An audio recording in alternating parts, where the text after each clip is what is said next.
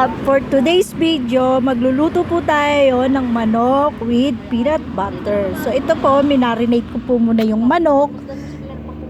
Nilagyan ko ng peanut butter. Yan. Hinahalo-halo natin. Haluin natin ng haluin. At pagkatapos po niyan, ang ginawa ko, nilagyan ko po siya ng asin. Konting asin. At lalagyan natin siya ng paminta. Ayan, ang paminta natin. Lagyan natin ng paminta. Marinate lang po natin yan ng ilang mga minutes kasi lulutuin na rin natin. Wala na tayong oras kahapon para ito ay i-marinate or kanina. So, ito na. Malapit na ang lunch time. So, ito. After nyan, kumuha ko ng kawali. Nilagyan ko na ng mantika.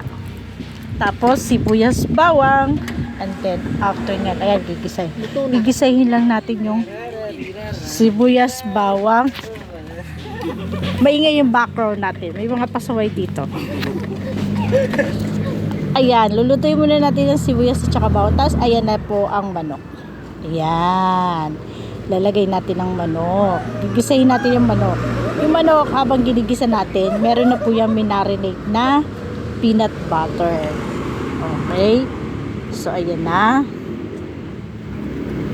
Ayan. Antay-antayin lang natin. So, ayan. Medyo nag-golden brown na ng konti. Lalagyan ko pa uli yan ng peanut butter. Kasi hindi pa sapat ang peanut butter. Okay. Then, after that, haluin natin yan. Tapos, lagyan natin ng magic syrup. Masarap. Tapos, pagkalagyan natin ng magic syrup, pakukuluan lang natin yan. Tapos, tatakpan muna natin yan. Pakuluan natin mga 5 minutes. And then, ayan na ang ating peanut butter. Okay. Hindi pa sapat. Kaya kailangan pa nating pakuluan ng konti. Kasi medyo hilaw-hilaw pa siya. Oh, ayan na. Sarap.